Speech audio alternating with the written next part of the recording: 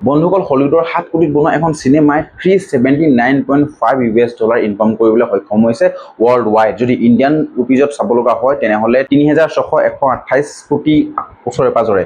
মেথছত মই অকণমান উইক, আপোনালোকে এইটো উলিয়াই ল'ব। কিন্তু আপোনালোকে ভাবক না, যদি 7 কোটিত বনোৱা এখন চিনেমা যদি ইমান ৱৰ্ল্ড ৱাইড ইনকাম কৰিব পাৰে, তো সেইখন চিনেমা কেনেকুৱা এটা লেভেলত হ'ব পাৰে।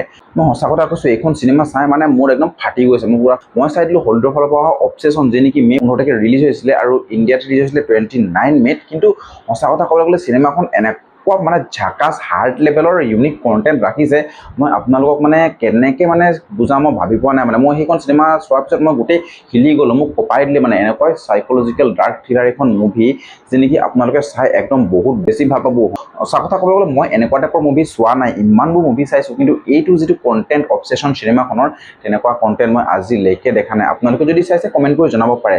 আৰু এই অবচেছন যিটো নাম, মানে ইয়াৰ মিনিং চাবলৈ গ'লে যিকোনো এটা বস্তু বা কোনো ব্যক্তিৰ প্ৰতি থকা অধিক আকৰ্ষণ একদম 100% পিয়'ৰ জাষ্টিফাই কৰিছে এই চিনেমাখনৰ লগত, ঠিক আছে।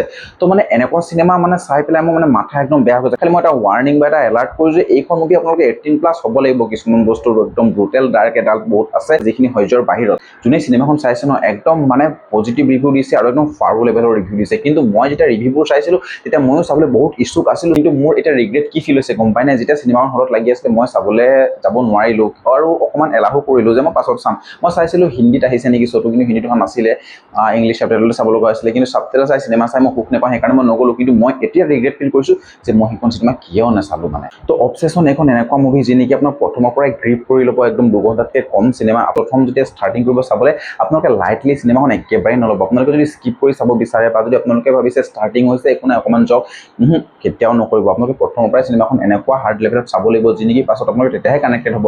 আৰু যেতিয়া বস্তুবোৰ আপোনালোকৰ ৰিভিল হ'ব, মানে মই কৈছোঁ ন, আপোনালোকে শ্বক হ'ব। এনেকুৱা নহয় যে আপোনালোকে সেই শ্বকিং চিনবোৰত যে এটা মিউজিক দি আমি মানে ঘপককৈ শ্বক হ'ব, আমি গম পাই থাকোঁ, হিণ্ট পাই থাকোঁ, তেনেকুৱা ধৰণৰ এখন চিনেমা নহয়। মানে আপোনালোকে নৰ্মেলি চিনেমাখন চাই দিব আৰু ঘপককৈ এনেকুৱা শ্বকিং মানে চিনবোৰ দেখিব, যি নেকি আপোনালোকৰ মুখৰ এক্সপ্ৰেছন চেঞ্জ কৰি দিব। সৰুতে যেনেকৈ আমি এখন চিৰিয়েল চাইছিলোঁ চাকা লাকা বুম বুম, যি নেকি পেঞ্চিলে আঁকি দিলে বস্তুটো ওচৰত আহি যায় যাদু। তো ঠিক তেনেকৈ ইয়াতে এটা এনেকুৱা মেজিক আছে, এনেকুৱা যাদু আছে, এনেকুৱা উইচ আছে, যি নেকি এবাৰহে উইচ কৰিব পাৰি।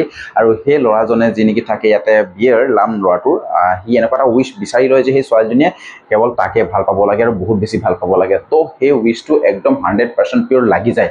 তাৰ পাছত সেই ছোৱালীজনী এনেকুৱা ধৰণে পাগলৰ নিচিনা তাক ভাল পাব লগা হয়। অ' কৃষ্ণ, মানে তেনেকুৱা জীৱনত যদি কোনোবা ছোৱালীয়ে ভাল পায়, একদম মানে আপুনি মৰি যোৱাটোৱে বেটাৰ। আৰু সঁচা কথা কৈছোঁ, যদি চেনি খাই আছে কিন্তু তেনেকুৱা পাল্লাত পাৰিলে আপোনালোকৰ অৱস্থা কিন্তু একদম বেয়া হৈ যাব এইখন চিনেমা চোৱাৰ পাছত। মানে হাৰ্ড লেভেলৰ এক্টিং কৰিছে ভাই, একদম অস্কাৰ ডিজাৰ্ভিং মুভি আৰু অস্কাৰ লেভেল পাৰফৰ্মেঞ্চ এই চিনেমাখন। মই মানে এইখন চিনেমা এবাৰ চাই হেঁপাহ নপলায়। মই কিন্তু সঁচা কথা কৈছোঁ, এইখন চিনেমা দুবাৰ চালোঁ। কেলৈ দুবাৰ চালোঁ গম পায়নে? চিনেমাখন মানে ষ্টৰিটো মই বহুত বেছি ভালকৈ কানেক্ট হ'ব বিচাৰিলোঁ। আৰু সঁচা কথা কৈছোঁ, মই বহুত বেছি ভালদৰে কানেক্ট হ'লোঁ। আৰু মই লগালগ যেতিয়া চিনেমাখন চাইছোঁ, মোৰ লগৰ এটাক ফোন কৰিছোঁ যে চিনেমা এখন চা ভাই তই, তাৰপাছত কবি মানে এইখন চিনেমা চা।